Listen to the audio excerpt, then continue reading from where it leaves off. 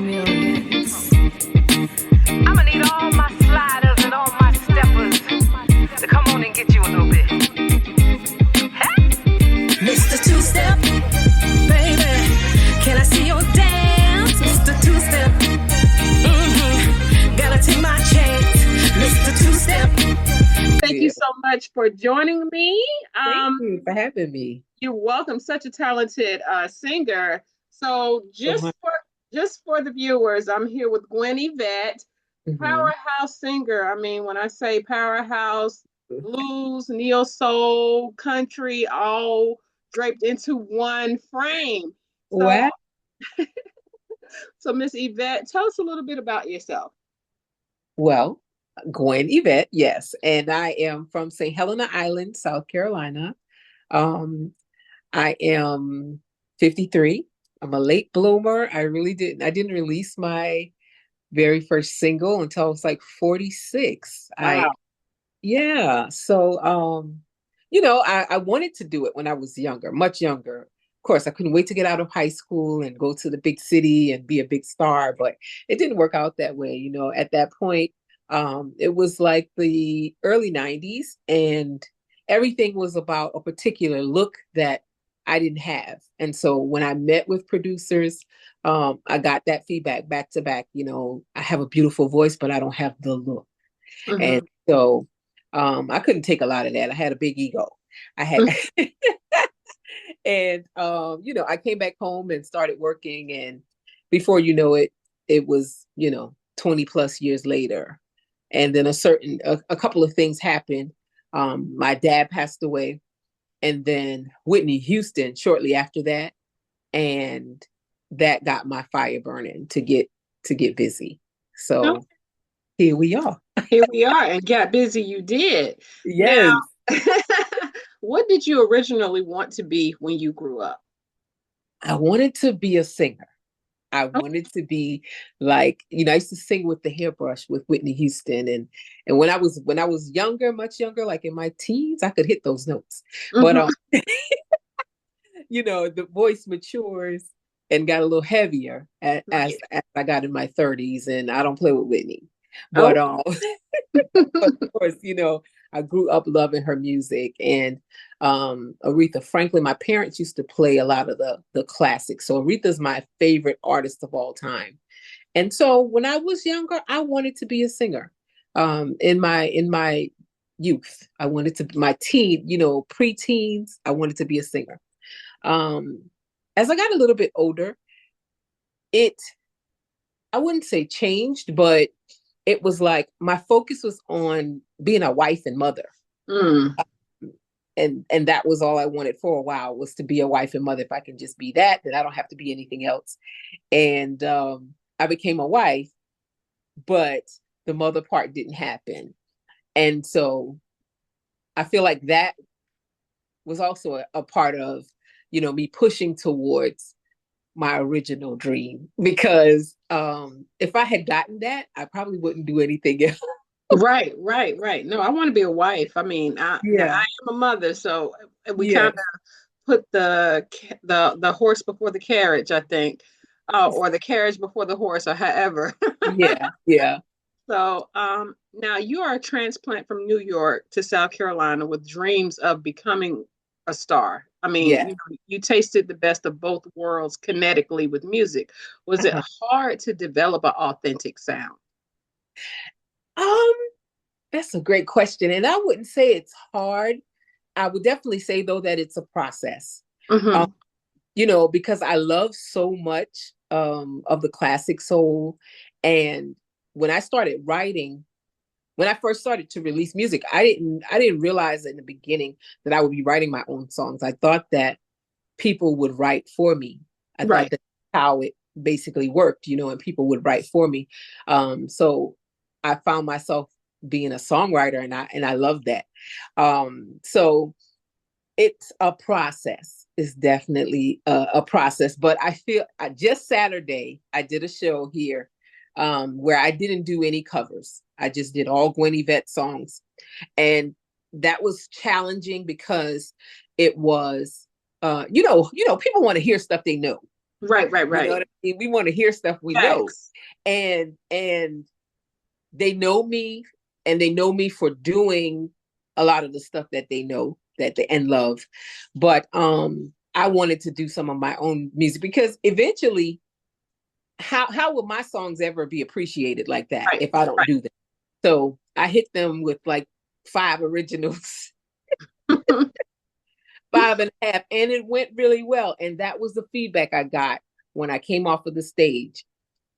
Gwen, that was awesome. One of the older queens in my community. That was awesome. You finally found your own sound. And Okay. I thought that was so good. I was like, yes, thank you. Yes. Look at I God. really Period. appreciated that feedback, because that's the first time somebody said that to me.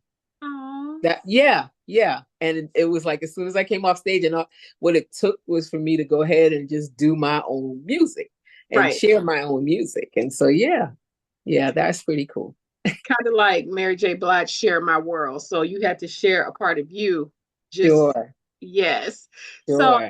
now, while like you said, you were in New York, you knew you had the singing chops, but continued to deal with the vanity side of rejection, Mhm. that you could sing, but you weren't quite what they were looking for. How did Right. that make you feel, and how did you encourage yourself so you wouldn't be hardened on the inside? Oh, I was definitely hardened. Right. I was like, oh, y'all don't want to hear me for what I sound like. You worrying about how I look. Right. All right, then forget this. And that was my attitude at that time, and I came back home, and I didn't sing for a while. And then in later in the 90s, I started becoming like the wedding singer in Mhm, my area.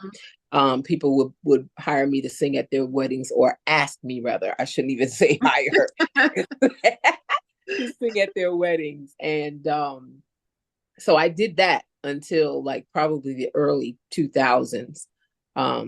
Just sang at weddings, and then at some point I even let that go, because it seemed like everybody wanted the same song, and I was tired of singing that song. Right. Um, and so I finally just let that go. And at one point I wasn't singing at all, So yeah, except around home and work. Right, right, right. Yeah. Now, and that just brings me to my next question. And you moved to South Carolina, but you went through some roles, like you just said, but first singing at over 100 weddings with a band. Uh, then you went into alcohol counseling, teaching, you were a radio host, and then finally releasing your album. Why do Yes. you think it took so long for you to figure out that you could do this passionate thing like singing independently? Well, part of that was, coming from the old school, Mm-hmm, where it was all about getting with a record label and being signed. mm-hmm, mm-hmm. So that was programmed, and Right, then when I came out like 2013, I just started to rehearse with a band, and just right. started to perform and get shows doing covers. And it morphed into me, writing my own song, and releasing my own music. And that, yeah, again, a process.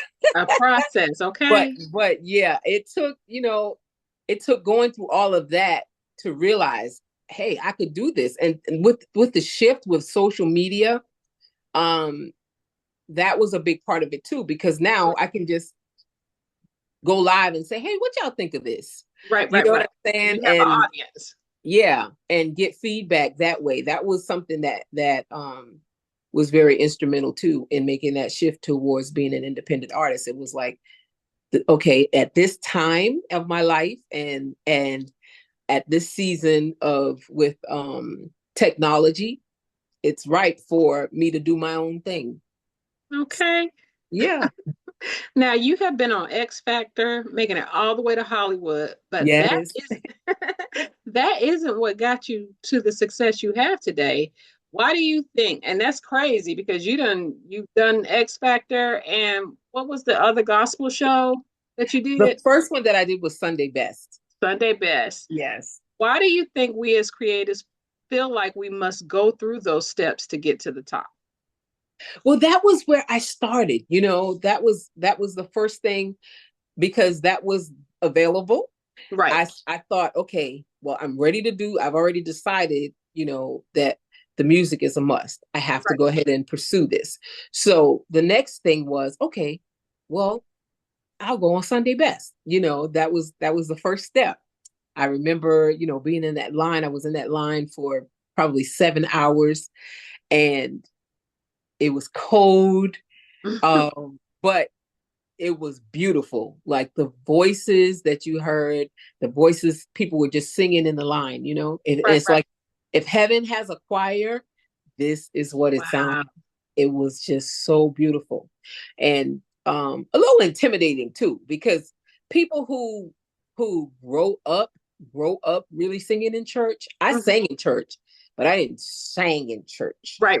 You know what I mean? That came a little later for me.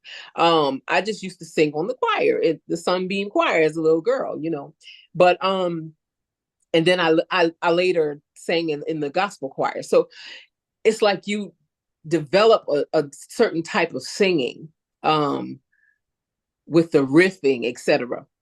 Right. And that's what they were doing in that line. And it was just so beautiful. I love that experience. Yeah. So did I go off the, it inspired you. It inspired you to take Absolutely. Yeah. It did. It did. So the Sunday best was first. And then, okay, I didn't get far at all with that audition. I had 15 seconds and then I was out of there. Right. Because I started at the wrong part of my song. I started at the beginning of my song instead of like at the high point to really flex my vocals. And so, yeah. So that was over quickly. But again, beautiful experience. I said, okay, I'll do this another time. Now I know what it's like, coming into the audition. So the second year, I decided I'm not going to do Sunday best. I'm going to go ahead and do The Voice. And I did The Voice. We have, all these preliminary rounds at first. They make it seem when it's on TV like you just come in and you go in front of the big judges, but it don't have that. There's a lot of steps before you get to that. And so the first audition that I had with The Voice, there were 10 people in a room. I'm one of them, with one lady at a table, and she decides, who's going forward and who's not. And so she tells you to sing, and then she'll tell you to stop when she's heard enough. Right. I was the only person who sang the whole song, but I still didn't get it out of that round either. Oh, wow. So that was it for The Voice. And then I did X Factor, and X Factor went really well. That one was in Charleston. Went to Charleston. I did like 3 rounds that day. And then they send you something in the mail to say whether or not you're going to the next round or not. Right. And so I did get to go to the next round and get the celebrity judges. It was Simon Cowell and Demi Lovato, Paula, I can't remember her last name, and Kelly Rowland. And that was a beautiful experience too, because I got to have my family there. Kelly was threatening to throw her shoe at me and stuff like that. So that was a lot of fun. My only regret, I guess, with that is that I've never been able to see my audition. Yeah, I've never been able to see my audition. Once we went to California, they decided, okay, we're not going to compete anymore. We're going to just choose from the videos. And I was selected. So then it was like, okay, now what? Right. All right. Am I going to do any more of the shows, or what am I going to do? So that's when I got busy with the band, locating musicians, and started perfecting a show. So, yeah. So you needed that. I definitely did. Yes. Yes. It was a process. It all built on top of the other, at the same time building confidence and stage presence, because I hadn't been in front of an audience, to that degree. Right. No, when I did the X Factor, that was my largest audience to date, Right. And that was intimidating. That was big. Yeah. So I think singer wants to get to that platform if they're local. Yeah, sure. Definitely. Now, in 2016, you released your album, Love, Dreams, and Visions, which was a hit, like a large hit. Jill Scott and Heather Heatley combined into one project, in my Oh, opinion. wow. Now, what was the motivation behind that project? That was all the years of wanting, like rolled into 9 songs. Right. That was really all of that. It's mostly about love. Like I wrote some songs that didn't make the final cut. Just some things that I probably needed to get off my chest, but I wanted to keep the album very positive and just talk about love. Everything pretty much ended up talking about love. Okay. It was bomb. I listened to the whole entire album. Now, you recently released Mr. Two-Step, which is a bit more country soul. What made you switch the tone of your album, which started out as neo soul? Right. So I didn't even realize that Love, Dreams, and Vision was neo soulish until that was the UK response, that it was like neo soul. So from that point, I was like, I have some other things that I need to do. And I was concerned that I would lose my audience because it was well received. Right. But I still felt like there were some things I needed to do. One of those, I wanted to write something about related to sexual assault awareness, because that was something that I experienced as a teenager, which was being touched inappropriately by a educator. And so I wanted to do something related to that. So I wrote a song called Can't Tell, and I didn't ever release it like on the major platforms. I only had it on my compilation album. So people who bought that compilation album got a chance to hear it. And so I did a couple other songs, Free to Be, Sister Girl, and those were more, Free to Be was, to me, was a little more popish.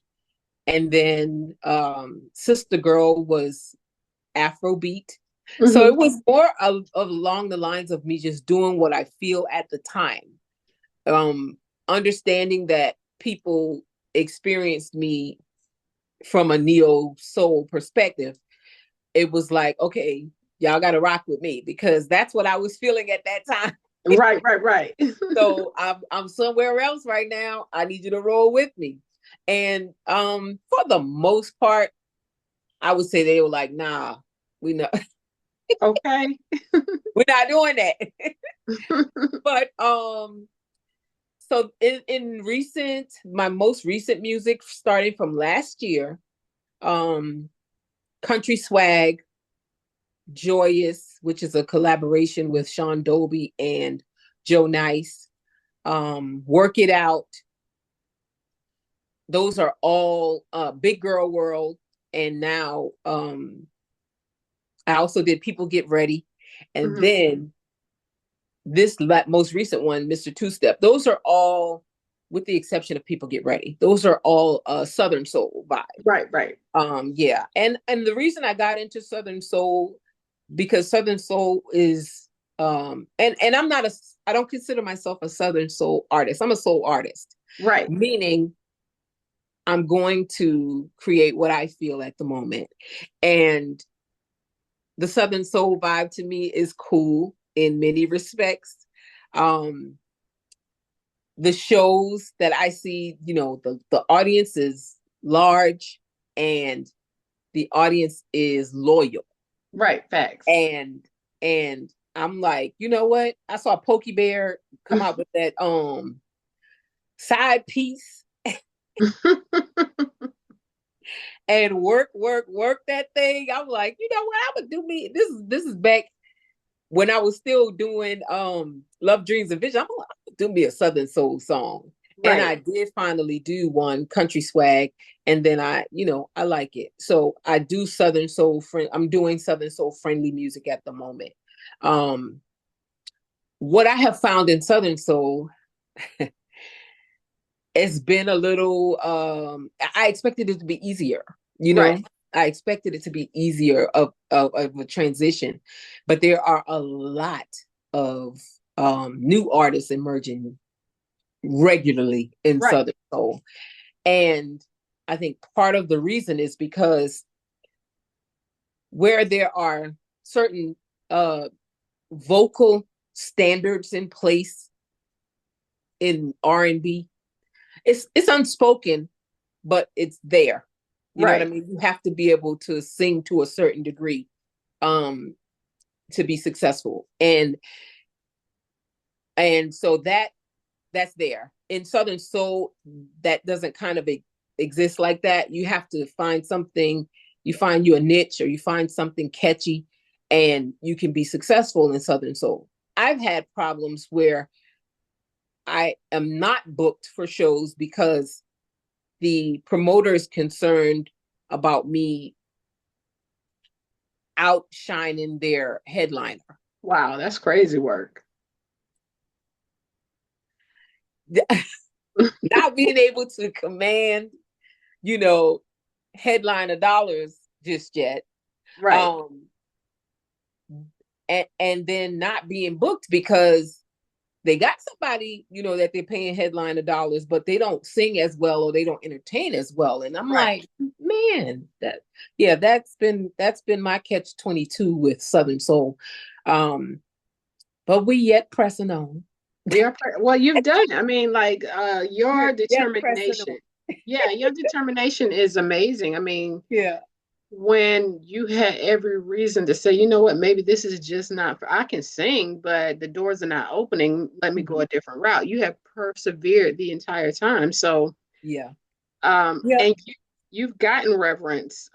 You are an award-winning singer in the UK. So how has that experience been? I went to the UK twice. The first time it was a self-promoted tour with 3 other artists, my bro Tayanis, Tone, and oh Lord, and another artist. I apologize. It's been a few years. But that was my first time meeting her too. But we went over on a self-funded tour the first time in the fall of 2019. And of course that was a beautiful experience. We played Manchester, Birmingham, and London. And I struggled through Manchester was the first one. I did okay in Manchester. Birmingham, I don't know why. I just struggled so much that night. It was unbelievable. And then London, I stayed back from the rehearsal and I was like, I'll just catch up with y'all tonight. Right. I wanted to do one of the things, like I didn't do my routine, my ritual, which is I stay out the way on game day. When I have shows, I don't interact much. I don't talk much. I don't, mix up. And so that day, that's what I did in London. I stayed back and just did my thing. And then that night I was ready. It was on, it was popping. It was so cool to have people in the audience. It was a small venue, but there were, mostly DJs, most of the DJs that play the music. And so when they were out in the audience, they're singing along. And I'm like, oh, this is so cool. So London was awesome. And then I met a radio host there that brought me back the following spring for 2020 International Women's Day. And so that was in March of 2020. So as I'm getting back, that was awesome too. We had 7 ladies on that tour. We did the same 3 cities and it was awesome. We had a great time. I probably didn't sleep for like 5 days. Wow. Crazy work. Yes. And so when I came back, as I'm coming back, I'm getting text messages and calls of people postponing and canceling events because we talking 2020. That was COVID hitting right there. Right. People were calling me like, "Are you stuck overseas?" Because the very day he shut down flights from everywhere except for I think Heathrow. So I just made it back in, and that's how that's how we've been. It's been a rebuilding since that time. Like I said, I stepped aside to do some other things, and so now I feel like I'm in a good space with my in a good space. Yeah, blessed space. Now sorry. No, what were you going to say? One of the DJs in the UK, when he heard Mr. Two Step, he said, "Gwen Yvette is back," and I said, "Oh, okay." Period. You've opened for many renowned artists. What did you learn from performing with Frankie, Beverly, and Maze that stuck with you and even inspired you after his passing? Humility. Because he was just so humble and just so sweet. And the promoter that we were working with, he'd had this is just an example. Things didn't work out the way that he wanted them to, the promoter. And so he was in a jam with Mr. Beverly. Wow. And Mr. Beverly showed nothing but grace. And I'm saying, if he can do that, you know what I'm saying? He's a veteran. He's a legend. Right. And if he can do that, that helps me to learn to stay humble. Right. Stay humble. Period. And so, that's Patti LaBelle. She was sweet. I was surprised, because I was expecting what I know from her is like the diva. Exactly. That's what I was expecting. And she was not that way. Shirley Murdock is so sweet. She calls my name so soft. Gwen. Hey, Gwen. I was like, you know me? Because we were on the tour together. So we'd done a few dates by that point. And the fact that she even remembered my name, I was just honored. Like, yes, ma'am. So yeah, that's one of the key things that I learned from the legends. It's like, stay humble, because I guess at the end of the day, the opposite doesn't really serve you well. Facts. Yeah. Right. Yeah. I do believe that. It is not going to open any doors. That's for sure. Yeah. I have an experience of somebody who, like, as an opening artist, it's not always sweet. Sometimes when people come to the shows, they don't know you. They're there to see who they came to see. And they're like, we'll get the girl out. Sometimes people are not as friendly to the opening artist. But I don't usually, they might start out that way, but we ain't doing that. Because first off, we're not doing that. So I get them, I win them over. But I've had an experience with an artist where I just wanted to take a picture. And he was not taking pictures that day. And I'm talking to his security guard, and he's sitting right there scrolling through his phone. And I'm saying, I said, oh, I'm the artist that opened the show. Like, I had 45 minutes, right? Right. Had the crowd standing ovation. This was in Columbia, South Carolina, standing ovation from the crowd when we finished. And then he came up behind us and he did like 3.5 songs. But wow, crazy. But he's the headliner and he was the one that people came to see. And so I went upstairs and asked to take a picture with him. And his security's like, nah, he ain't taking no pictures. No. I said, well, I said, oh, I'm the artist that opened the show.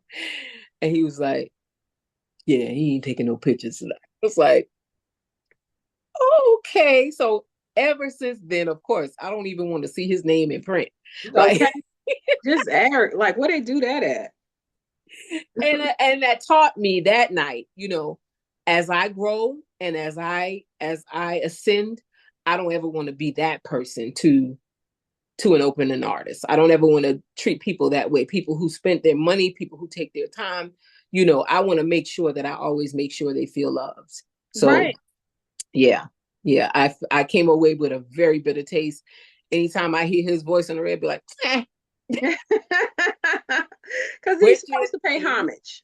Let me listen to something else. Right. You're the mentee, so he was supposed to pay homage to you of all people. He could have just taken a picture, even if he didn't speak. Right. But that was not the vibe. He was just scrolling through his phone like, girl, going somewhere. So the nerve, the audacity. Yeah. Listen, me and my team, every now and then we have we have, I don't want to call him out, but we have this like 3 digits. It's a hashtag F blank blank. Ooh. And anytime somebody shares that, we just all laughing because we all know who we're talking. Right. Nobody else knows what it is. It's just the F and the 2 initials. Right. Yeah. See, that make me mad too. And I get that when you got skin in the game, it is insulting when you bring in talent to the table just because you're not on the level of them, but obviously something allowed you to be there to open or just to work with somebody on the same caliber. Give me that respect. Yeah, exactly. That's disrespectful to me. And then, he's one of the artists that like was popping in the 90s, but not so much since. Right. He's not one of those that like one of the legendary artists who could really act that way. Right. Act like a diva. The audacity. Right. The audacity. Now, as it applies to being a visionary, a talented singer, a woman, and a creative Black woman at that, what was your takeaway from the 2024 presidential election and moving forward more vibrantly and intentional than before? From the 2024 election, I would say, we don't support one another as well as we can, as well as we probably should. And moving forward for me, it's just about making sure that I enjoy what it is that I'm doing at all times. That's at the forefront for me at this stage. If I'm not having fun, I need to find something else to do because life is just way too short to be doing things we don't enjoy. I agree. Yeah. I was arguing just today because it took me an hour and 15 minutes to get home. And I'm like, what? No, this ain't it. This is not it. But I in 2015, as part of my journey, I resigned from my position. I worked in a local high school with alternative program, and I resigned in 2015 because I felt like I needed to be fully immersed in my artistry. And I didn't work for 8 years. Right. Just last fall, as a matter of fact, tomorrow is my 1-year anniversary of having a job. And that's about enough. Okay, I was gonna say congratulations, but never mind. It's a great thing because I do enjoy working. That's another passion of mine, is working with alternative programs and working with that at-risk population of boys. I love the work actually, but the job itself, the commute, all of that is taxing. It's taxing. That's exactly what I was about to say. It's just too taxing. Okay. And it takes away from my time and energy to create. So I am going to have to find map out my exit strategy. Well, I am. You got to do what you got to do. That's the best interest, Yeah. So the exit strategy and always having a plan B. And I think that's like B, C, and D. It's not saying that we don't believe in ourselves. It's just saying, listen, I'm going to make it no matter what. Yeah. And when I did that the first time, you know, I was divorced. Um, and I didn't have any savings, you know, sitting there like that, to where I'm like, okay, it was just really completely on faith. Like, God, I don't know. This is scary. You know what I Right. mean? But I believe with everything in me that this is what you would have me to do. And so I know you got me. And so, you know, we didn't starve. We didn't sit in the dark. You know, Right. it was, God made a way. Everything worked itself out. And I'm not going to pretend like that was easy, because it wasn't. You know, I struggled. I had to learn how to sit down, Right. and just be at home sometimes, Right. because I used to like to shop. Me too. Yes, I used to love to shop. And so that was something that I had to sit down on for a while, because there's no need to be in these people's stores without that money. So Okay. I learned to be still, and it worked for me. Eventually it worked for me. And I was able to get through that phase and continue to work until eventually, when I first started to get paid. You know, when you first start, even with the band, even if you're good, nobody knows your name yet. So everything is about exposure. Right. Oh, yeah, you can get on, you know, and just get some exposure. So I did a lot of exposure bookings in the beginning. And then when I started to make a little bit of money, it would go to the musicians. So I still wasn't getting paid yet. And then it took me probably 2 years before I started to actually make some money. And then we got it just before COVID hit. We was in a good spot with that, you know. Right. It was working really well at that point. And then so, you know, we've just been rebuilding from that point. You know, after COVID hit, everything shifted. Everything shut down. So it took you 20 years to become an overnight success, basically. A little over 20 years. Now, before this video cuts off, because I'm El Cheapo, speaking of the budgets. Oh, yes. I do have the same thing. Okay. What other projects are you working on, and where can our viewers follow you? Viewers can follow me on Facebook. It's Gwen Yvette. On TikTok is Gwen Yvette Soulstress. Instagram, Gwen Yvette Soulstress. And then I have my own website, which is gwenyvette.com. You can check that out as well. Join my mailing list so you can see what's going on when. And what do I have? What am I working on next? I am working on another album that will be it's going to kind of go back probably to the beginning, because I want to make sure that I have time to sit and really feel and really express what I'm feeling with this one. So I kind of feel it's going to be a continuation of Love, Dreams, and Visions. At the end of Love, Dreams, and Visions, the song was deeper. It was just like a little intro, gotta go deeper. And so that's what we do. Gotta go deeper. And that's going to be my next big thing is. It's Gwen Yvette, back to get a little bit more.